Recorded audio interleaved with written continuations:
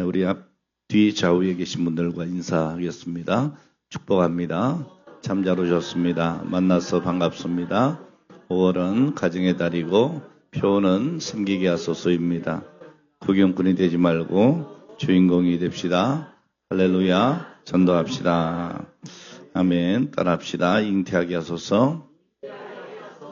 품고 기도하게 하소서. 다가가게 하소서. 할렐루야. 여러분, 우리가 함께 기도하는 또 꿈꾸는 우리 교회는 지역사회에 그리스도의 푸른 계절이 오게 하는 영향력이 있는 교회이고, 또 영혼을 사랑하는 뜨거움이 가득한 교회이며, 하나님의 마음으로 세계를 품고 또 땅끝 선교의 사명을 감당하는 교회가 되는 것입니다. 믿음으로 이 증거를 나타내는 여러분이 다 되시기를 축복합니다. 하나님께서는 단지 복받는 사람을 찾으시는 것이 아니고 복을 흘려보내는 복의 통로가 될 사람을 찾으십니다. 오늘 본문에 등장하는 믿음의 조상 아브라함은 바로 그러한 사람이었죠. 하나님은 이 아브라함 한 사람을 부르셔서 가정을 세우시고 또 그 가정을 통해서 민족을 살리시고 결국에 온 세상을 축복해 주셨습니다. 아브라함을 통해서 그 후손들인 믿음의 후손들과 또 육신의 후손들이 모두가 다 복을 받았습니다. 아브라함은 축복의 통로가 된 것이죠. 오늘 여러분 모두가 이 아브라함과 같은 믿음의 사람이 되고 또 여러분을 통하여 여러분의 가정과 또 여러분 가정뿐 아니고 이웃까지도 복을 받게 되는 오늘 그런 복의 통로 되시기를 주의 이름으로 축원합니다. 자, 오늘 우리는 이 복의 통로가 된 아브라함을 통해서 하나님이 원하시는 그 믿음의 가정을 생각을 하면서 함께 은혜를 나누기를 원합니다. 자, 먼저 하나님은 아브라함을 부르셨다는 겁니다. 오늘 이 시간 여러분들도 하나님이 부르심을 믿으시기를 바랍니다. 창세기 12장에 보면 아브라함의 이야기가 나옵니다. 오늘 이 본문의 말씀은 하나님이 우리를 위하여 준비하신 그 복된 비전들이 얼마나 놀라운지에 대해서 알게 해주는 말씀입니다. 당시 아브라함은 갈대아 우르라고 하는 지역에 살고 있었습니다. 안정된 삶이었고요. 익숙한 환경 속에서 살아갔습니다. 자, 그러나 그곳에 하나님이 계시지 않았습니다. 우상이 득실거렸습니다. 자, 그래서 하나님은 아브라함을 그곳에서 불러내십니다. 오늘 본문 12장 1절에 보면 너는 너의 고향 친척과 아비 집을 떠나라고 합니다. 그리고 내가 내게 보여줄 땅으로 가라고 비전을 제시해 주십니다. 오늘 여러분, 오늘 우리의 죄 있는 자리에서, 우리의 멸망의 자리에서, 우리의 실패의 자리에서 하나님이 주시는 비전의 장소로 옮길 수 있는 오늘 여러분이 되시기를 축복합니다. 자, 하나님의 축복은 항상 먼저 부르심에서 시작이 됩니다. 이것을 우리는 소명이라고 말을 합니다. 오늘 여기 계신 분들은 다 하나님의 부르심을 받으셨죠? 소명을 받으셨죠? 예, 그런 줄로 믿습니다. 자, 아브라함은 자기의 뜻대로 산 사람이 아니고 하나님의 말씀에 순종하며 살아간 사람이었습니다. 우리 기독교는 부름의 종교입니다. 세상 종교들은 하나님을 찾아가고 하나님을 신을 부르는 존재이지만 우리 기독교는 하나님이 나를 불러주시는 거예요. 하나님이 나를 찾아오신 거죠. 네. 하나님께서 우리를 불러주신 은혜에 감사해서 오늘 이 시간도 주님 앞에 나와 예배드리는 것입니다.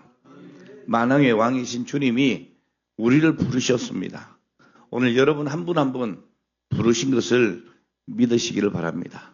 아브라함아, 야곱아, 모세야, 사무엘아 이렇게 기도하던 이사야를 부르시고 엘리야와 엘리사를 부르시고 또 마태 세리를 부르시고 12제자를 친히 불러주시고 오늘 여러분들을 일일이 불러주신 겁니다. 오늘 하나님의 부르심에 응답하시기를 축복합니다. 만약 하나님이 우리를 불러주시지 않았다면 우리는 여전히 죄 가운데서 멸망당할 수밖에 없습니다. 하나님의 부르심은 우리에게 주신 최고의 은혜입니다. 하나님이 나를 불러주셨다. 여러분, 이 놀라운 은혜가 아니겠습니까? 여러분, 세상의 권력을 지닌 사람이, 세상에 유명한 사람이 여러분을 불러주기만 해도 여러분 얼마나 자랑스럽습니까? 그런데 우리 만왕의 왕 하나님께서 오늘 저와 여러분들을 불러주셨다는 겁니다. 우리가 살아가면서 영원할 것 같지만은 사실 우리 인생이 얼마나 짧은지 모릅니다. 아마 여기 연세를 많이 드신 분일수록 그런 생각을 더 할 거예요. 야, 세상이 참 더덥다. 참 부질없다. 내가 영원히 살 것 같은데 그렇지 못하다. 이런 생각을 하실 것 같아요. 여러분, 인생은 잠깐이에요. 여기 우리 젊은 청년들 착각하지 마세요. 금방 늙습니다. 아닌 것 같죠? 여러분, 10대는 10kg, 20대는 20kg, 30대는 30kg, 40대, 50대는 40kg, 50kg로 그 속도가 빨라진다 그래요. 와, 벌써 내가 뭐 이런 생각을 하게 되는 것이죠. 그리고 60대가 되면 해마다 늙고, 70대가 되면 달마다 늙고, 80대가 되면 날마다 늙고, 90대가 되면요, 시시때때로 늙는다 그래요. 그러니까 얼마나 이 세월의 덧없음을 우리가 알 수 있습니다. 여러분, 잠깐 지나가는 겁니다. 아무리 좋은 음식을 먹고 아무리 운동을 해도 늙는 건 늙는 거예요. 그런 재미난 이야기를 하더라고요. 어떤 85세 된 어른이 말이죠. 열심히 젊어지겠다고 운동을 하는 거예요. 공원에서 이렇게 걷기도 하고 뛰기도 하고 운동을 열심히 하면서 내가 그래도 젊지. 마치 자기가 60대인 양 그렇게 살아왔어요. 그 운동을 하다가 어느 아가씨가 지나가니까 아가씨 잠깐 와봐. 내가 몇 살처럼 보여? 아니 85세시잖아요. 아니 어떻게 그걸 알아? 어제도 물어보셨잖아요. 그러니까 여러분 이 나이가 들면 자꾸 잊어버린다고. 자기가 물어본 것도 또 잊어버리고. 여러분 이렇게 되는 거예요. 저도 여러분 아직 젊은 줄 알았어요. 근데요 관공서에 뭐 때로 가면 전에는 아저씨 그러다가 이제는 아버님 그러더라고. 내가 왜 네 아버지야? 이 세월이 흘러가는 거예요. 근데 본인은 모르는 거예요. 우리 임 장로님 퍽 젊게 생각하시죠? 이제 팍싹 썩은 거예요. 이제 지금 이제 맛이 간 거예요. 그래도 옛날에 비하면 젊은 거죠. 그러니까 우린 참 좋은 시대를 살고 있는 건 사실이에요. 자, 중요한 건 뭡니까? 인생은 잠깐이라는 걸 얘기하고 있는 거예요. 예? 여러분, 인생이란 구름이 흘러가듯 흘러가면 그만인데 하나님이 불러주시지 않는다면 우리는 영원히 멸망당할 수밖에 없는데 그런 우리를 불러주시고 하나님의 자녀되는 권세를 주시고 천국 소망 가지고 살게 하시니 이 놀라운 은혜가 아니겠습니까? 이 은혜 감사해서 우리는 하나님 앞에 예배드릴 때마다 큰 기쁨과 감격으로 불러주신 하나님께 예배를 드림이 마땅합니다. 감격이 있는 예배가 되기를 바랍니다. 우리를 부르신 하나님의 은혜 잊지 말고 그렇게 살아가기를 축복합니다. 사람이 얼마나 감사한지 몰라요. 금방 은혜 받고 눈물을 흘리다가도요. 금방 돌아서서는 또 불평하는 게 사람이에요. 이솝 우화 중에 있는 이야기입니다. 사자가 산에서 사람들이 파놓은 함정에 빠졌습니다. 아무리 몸부림을 치고 죽을 힘을 다해도 나올 수가 없는 거예요. 한 사흘을 굶으면서 이제 다 죽을 지경이 됐는데 토끼가 지나가는 것을 보고 숲속의 왕이라고 하는 이 사자가 눈물을 흘리면서 나 좀 도와달라고, 나 좀 살려달라고 이 토끼에게 사정사정을 하는 겁니다. 자, 그러니까 이 토끼의 마음이 감동이 됐어요. 예? 아이고, 저 동물의 왕인 사자가 나한테 눈물을 흘리면서 도와달라고 한다. 그래서 고민을 하다가 나뭇가지 하나를 던져줬습니다. 자, 그랬더니 이 사자가 그것을 의지하고 밖으로 겨우 기어나와서 이 생명의 어린인 토끼에게 이렇게 말하는 겁니다. 야, 내가 지금 배가 몹시 고픈데 너를 좀 잡아먹어야 되겠다. 이 토끼가 어이가 없는 거 아니에요. 예? 아니, 내가 지금 당신을 지금 살려줬는데 지금 나를 잡아먹겠다는 겁니까? 야, 그래도 내가 배가 고픈데 너라도 잡아먹어야지 어떡하냐. 아니, 그럼 말도 안 되는 소리를 하느냐고. 예? 생명의 은인을 그렇게 잡아먹을 수 있느냐고. 이렇게 실갱기를 하는데요. 지나가던 여우가 그것을 봤어요. 그래서 왜 그렇게 싸우시냐고.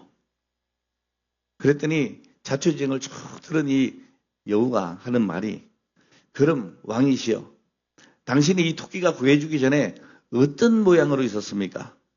그랬더니 막 흥분해 있던 그 사자가 그 함정으로 푹 뛰어들어가면서 이렇게 있었지. 이렇게 얘기하더라는 거예요. 그때 여우가 뭐라고 한지 압니까? 그냥 그대로 계십시오. 그리고 토끼야 가자 그러고 갔다는 거예요. 여러분, 은혜로 모르면 안 되는 겁니다. 여러분, 하나님의 은혜를 은혜로 여기고 감사해야죠. 오늘 우리가 이 사자처럼 구원의 은혜를 잊어버리고 오히려 하나님 앞에, 여러분, 물에 빠진 사람 그저 놨더니 뭘 내놔요? 보따리 내놓으라는 식으로 살지 않았습니까? 조금만 어려움 나가면 하나님 원망하고, 하나님 나를 왜 이렇게 하십니까? 여러분, 그렇게 어리석은 인생이 되면 안 된다고 말이에요. 오늘 여러분, 사람이 은혜를 잊어버리면 안 됩니다. 도대체 내가 본래 어떤 사람인가? 이걸 여러분 망각해서는 안 되는 거예요. 우린 죄인이었고 멸망당할 자였고 저주의 노인 사람들이었습니다. 죽을 죄인이었습니다. 자, 그런데 하나님이 불러주신 겁니다. 오늘 여러분 한번 다시 생각해 보세요. 내가 예수를 믿지 않았다면 어떻게 됐을까? 이거 한번 생각해 보십시오. 하나님이 나를 불러주셨다고 하는 이 소명과 나를 쓰신다고 하는 사명을 잊어버려서는 안 되는 겁니다. 여러분, 우리 인생에 왜 문제가 생깁니까? 이걸 잊어버리니까 그런 거예요. 사람들이 다 자기가 잘난 줄 알아요. 내가 젊으니까 젊은 줄 알아요. 내가 건강하니까 건강한 줄 알아요. 아닙니다, 여러분. 하루아침에 어떻게 될지 모르는 거예요. 그러니까 우리가 순간순간 하나님의 은혜에 기대지 않으면 여러분, 정말 우리의 존재는 미미한 거예요. 사도 바울은 에베소 4장 1절 이하의 말씀에서 교회론을 말하면서 원천적으로 우리는 부르심을 받았다, 이렇게 말씀을 하고 있습니다. 허물과 죄로 죽었던 우리를 부르시고 새 생명을 주시고 하나님의 자녀 삼아 주셨습니다. 중요한 것은 이 부르심은 우리의 과거를 묻지 않는 부르심이라는 거예요. 아마 여러분의 과거를 따져 물으시면서 부르셨다면 하나님 앞에 부름받을 사람이 아무도 없어요. 다 죄인 아닙니까? 부름받을 자격이 있습니까? 없어요, 여러분. 자, 그런데 하나님의 무조건적인 사랑으로 우리를 부르시고 구원하시고 하나님의 자녀 삼으신 이런 부르심이에요. 그래서 에베소에서 뭐라고 얘기합니까? 그 부르심에 합당하게 행하라는 거예요. 이런 개인뿐이 아니고 가정도 마찬가지입니다. 믿음의 가정은 세상 방식이 아니라 하나님의 말씀 위에 세워져야 합니다. 오늘날 많은 가정이 물질은 풍성한데 평안이 없어요. 집은 큰데 관계는 멀어져 있습니다. 왜 그렇습니까? 하나님의 말씀이 중심에서 사라졌기 때문입니다. 제가 이렇게 얘기하니까, 아니, 목사님, 뭐 우리 가정에 물질이 안 풍성해요. 캄보디아 갔다 오세요. 라오스 갔다 오세요. 예. 아, 우리 집이 큰데 우리 집 안 커요. 조그매요. 예. 옛날에요, 단칸방에 온 집안 식구들이 한 이불 줬고 살았어요. 예. 여러분, 옛날 생각 좀 하세요. 지금 우린 너무나 잘 살고 있는 거예요. 예. 근데 왜 평안이 사라집니까? 하나님의 말씀이 그 중심에서 사라졌기 때문이에요. 아마 여기 연세되신 우리 장로님 권사님들은 옛날 젊었을 때 신앙생활을 하던 그 모습을 기억할 거예요.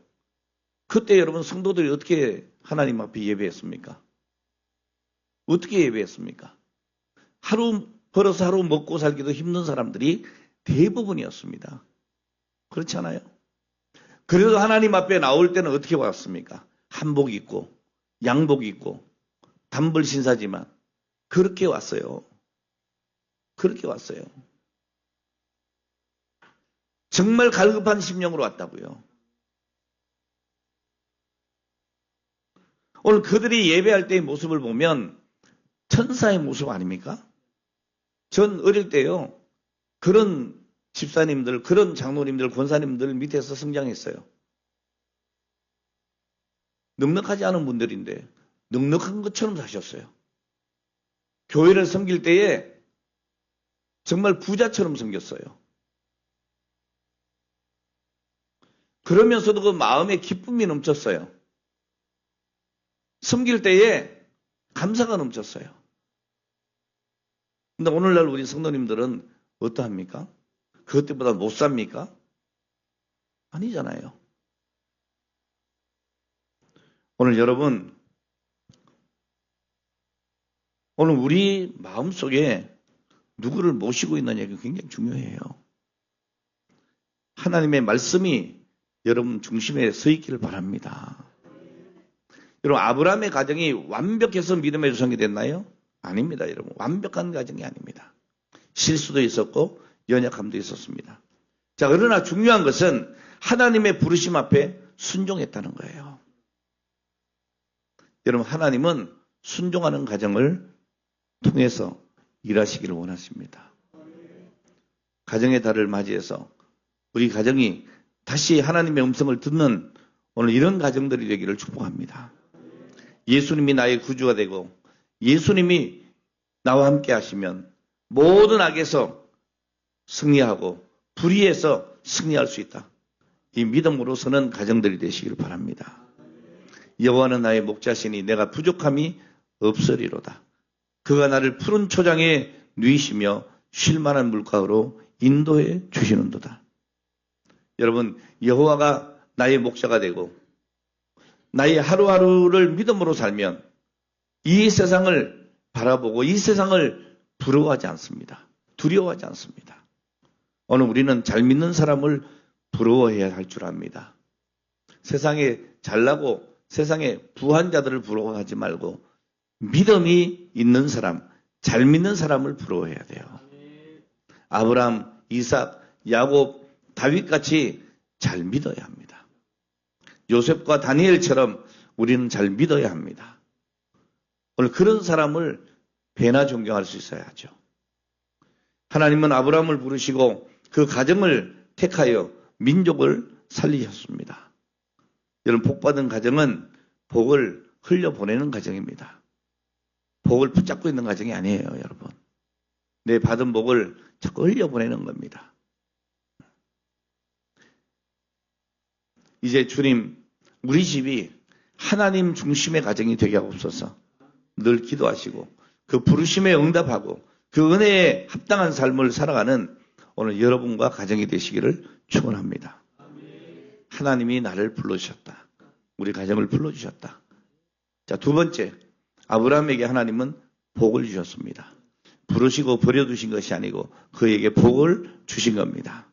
여러분, 하나님은 복의 하나님이십니다. 성경은 하나님이 자기 백성들에게 복 주신 이야기로 가득합니다. 오늘 본문은 아브라함에게 주신 언약인데요. 어떤 복을 주셨습니까? 어떤 언약을 해주셨습니까? 먼저는 내가 너로 큰 민족을 이루게 하겠다. 이런 언약을 주셨어요. 내가 너로 큰 민족을 이루고 내게 복을 주고 내 이름을 창대케 하리니 너는 복이 될지라. 내가 너를 큰 민족을 이루고, 이 말을 생각하면 사람이 세월 지나면 한 민족 되는 거 아니야? 이렇게 착각할 수가 있어요. 그렇지가 않습니다, 여러분. 오늘 여러분, 아브라함이 하란에 살고 있을 때에 이미 나라가 있었고 민족이 있었습니다. 이집트라고 하는, 또 바벨론이라고 하는 큰 민족과 나라가 있었어요. 자, 그런데 이 아브라함은 하나님께로부터 이 약속을 받았을 때에 일정한 정착지도 없었습니다. 그저 유리하는 이주민 상태였습니다. 자, 그런데 이런 아브라함에게 하나님이 뭐라고 해요? 내게 나라와 민족을 이루게 하겠다. 그것도 뭐라고 해요? 큰 민족을 이루게 하겠다. 오늘 여러분이 그렇게 될 수 있는 가능성이 얼마나 되겠어요? 이 민족을 이룬다고 하는 것이 무슨 이야기인지 압니까? 수백 년, 수천 년 동안에도 같은 동질성을 가지고 유대감을 가지고 한 민족을 이룬다는 것인데 여러분 이게 굉장히 어려운 거예요. 여러분 한 4촌까지는 잘 아시죠?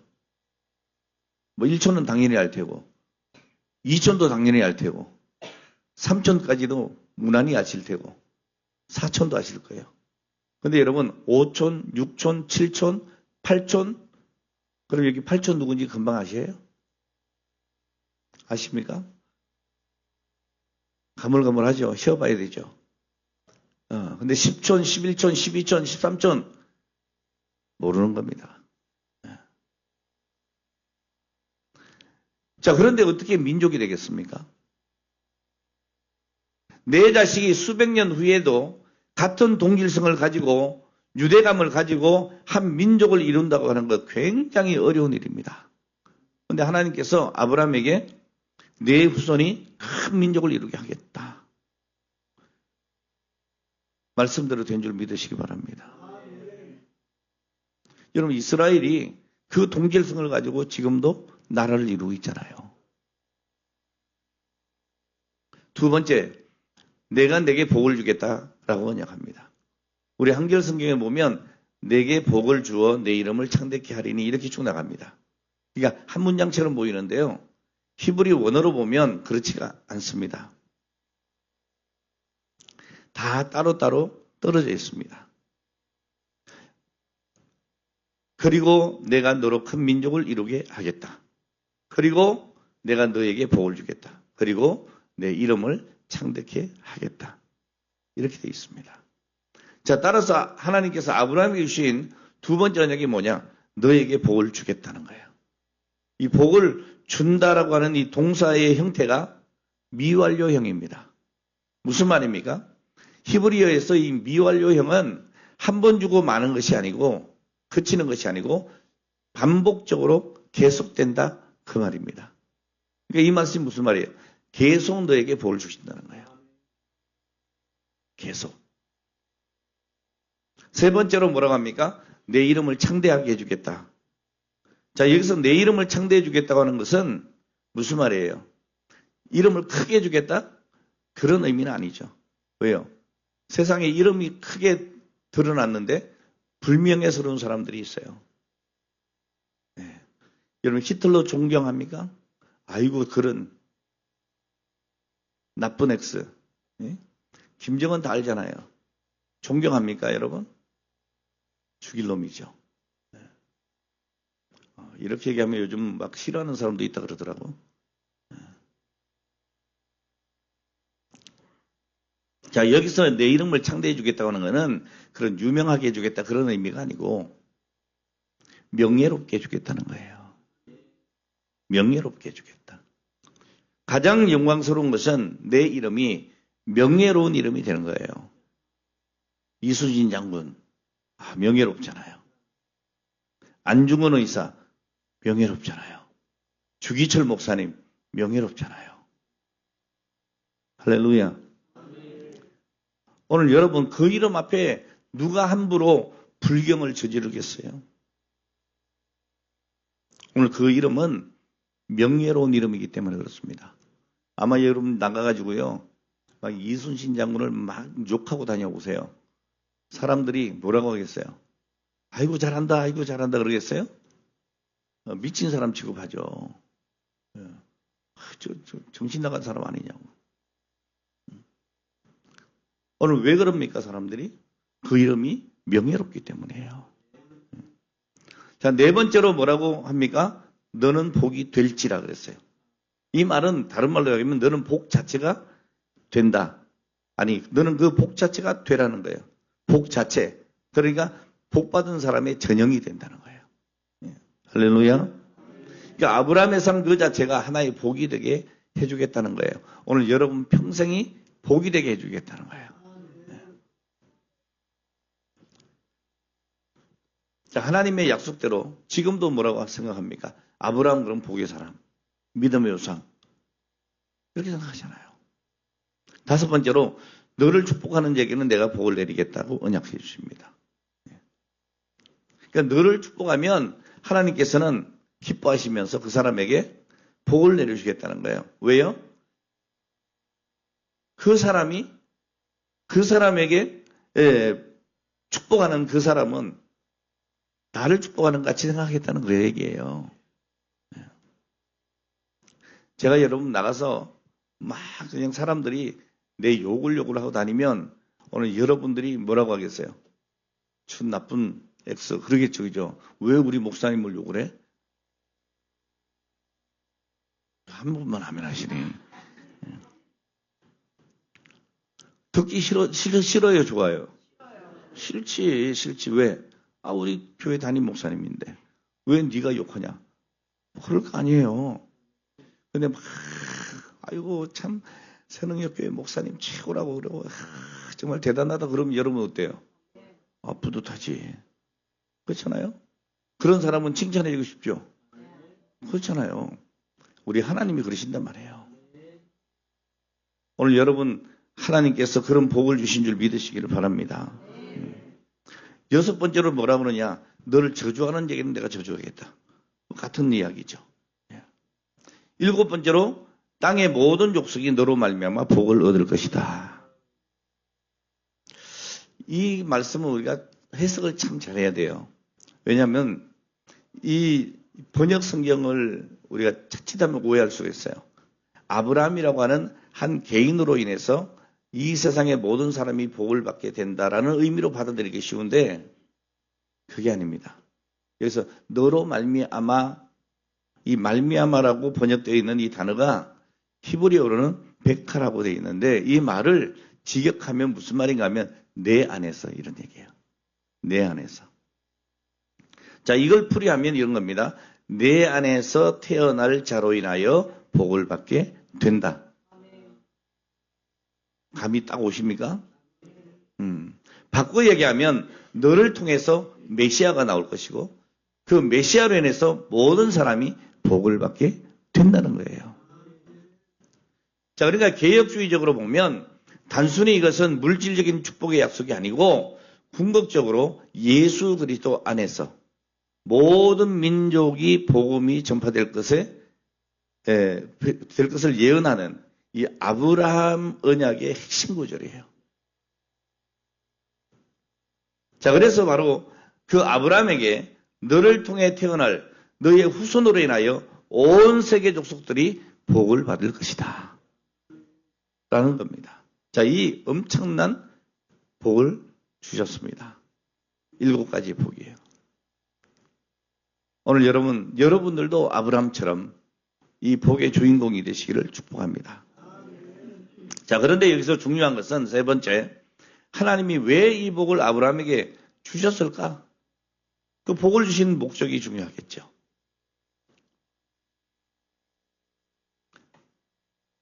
자, 하나님께서 아브라함에게 그렇게 축복하신 이유는 너 잘 먹고 잘 살아라 그게 아니에요. 제가 늘 말씀드립니다만은 여기는 굉장히 중요한 의미가 있어요. 아브라함아, 너 혼자 복 받고 끝나는 인생이 되지 말고 다른 사람을 살리는 사람이 되라는 거예요.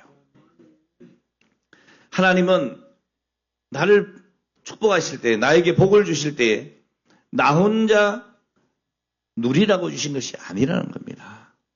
받은 그 복을 흘려보내는 그 복의 통로가 되라는 거예요. 나 때문에 내 이웃이 복을 받아야 돼요. 나 때문에 내 가정이 복을 받고 나 때문에 내 자녀가 복을 받고 복의 통로가 되라는 거예요. 그러니까 믿음의 사람은 받는 것으로 끝나면 안 돼요. 반드시 흘려보내야 돼요. 할렐루야. 여러분 은혜를 받았으면 사랑을 흘려보내야 되죠. 위로를 받았으면 위로를 흘려보내야 돼요. 구원을 내가 받았으면 복음을 흘려보내야 되는 거예요. 여러분 가정도 마찬가지. 하나님은 우리 가정을 축복하시는 이유가 있어요. 우리끼리 행복하게 잘 살아라, 그게 아닙니다. 상처받은 이웃을 품고 외로운 사람을 돌보고 믿지 않는 영혼에게 복음을 전하라고 가정을 세우신 거예요. 진짜 복된 가정이 어떤 가정이냐? 나 혼자 잘 살고 부를 누리고 그런 가정이 아니고 축복의 문을 여는 가정이에요. 오늘 본문 3절에 뭐라고 합니까? 땅의 모든 족속이 너로 말미암아 복을 얻을 것이라. 여러분 놀라운 말씀 아니겠습니까? 하나님은 한 사람 아브라함을 통해서 열방을 축복하겠다고 말씀하고 있습니다. 결국 이 아브라함의 후손 가운데 예수 그리스도가 이 땅에 오셨습니다. 그리고 예수님을 통해서 온 인류에게 구원의 길이 열렸고 그 구원의 복을 우리에게 주셨고 우리 가정에 주셨고 이 복을 어떻게 하라는 거예요? 흘려보내라는 거예요. 그러니까 아브라함은 단순히 부자가 된 사람이 아닙니다. 세상을 살리는 통로가 된 사람이에요. 오늘 우리는 하나님께서 나에게도 같은 사명을 주셨고 우리 가정을 통해서 누군가가 살아나게 하기를 원하신다. 이 사실을 우리는 믿어야 합니다. 오늘 여러분 우리 집이 우리 가정이 기도하는 가정이 되면 누군가 회복하게 되어 있습니다. 우리 가정이 사랑의 집이 되면 누군가가 위로받게 되어 있습니다. 우리 집이 복음의 집이 되면 누군가 예수 믿게 되어 있습니다. 자, 그래서 믿음의 가정은 어떤 가정이어야 하느냐? 선교적인 가정이 되어야 된다. 선교적인 가정이 된다. 그저 교회만 전도하는 것이 아니라 이 가정이 전도의 통로가 돼야 된다는 거예요. 여러분 우리 교회도 구역이 있습니다. 왜 구역 세웁니까? 그 가정을 통해서 그 지역을 복음화시키라는 얘기예요. 그저 모여가지고 예배 잠깐 드리고 서로 그냥 커피 마시고 다과하면서 교제하고 끝내라 그게 아닙니다, 여러분. 나가서 복음을 전하라는 거예요. 그래서 그 구역을 확장시키라는 거예요. 하나님 나라를 확장시키라는 거예요. 자, 그래서 여러분 가정이 전도의 통로가 돼야 하는 겁니다. 식탁에서도 복음이 흘러가야 되는 것이고 대화 속에서도 은혜가 흘러야 되는 것입니다. 이런 삶 속에서 예수의 향기가 나기를 바랍니다. 우리 자녀들이 부모를 통해서 믿음이 무엇인지를 배우게 해야 합니다. 오늘 말씀을 마치려고 합니다. 오늘 여러분 하나님은 오늘도 아브라함 같은 사람을 찾고 계십니다. 내가 너를 축복하겠다. 그런데 너 혼자만이 아니라 다른 사람을 살리는 축복의 통로가 되어라. 오늘 여러분 복은 종착역이 아닙니다. 통로입니다. 우리 가정이 은혜가 머무는 집을 넘어서서 은혜가 흘러가는 집이 되기를 바랍니다. 이웃에게 사랑을 흘려보내고 영혼에게 복음을 흘려보내고 다음 세대에게 믿음을 흘려보내는 오늘 이런 가정이 되시기를 축원합니다. 하나님께서 아브라함에게 하셨던 그 말씀을 오늘 우리 가정에도 이루어지기를 원하고 오늘 이 말씀을 사모하시기를 바랍니다. 너는 복이 될지라. 아멘. 기도하겠습니다.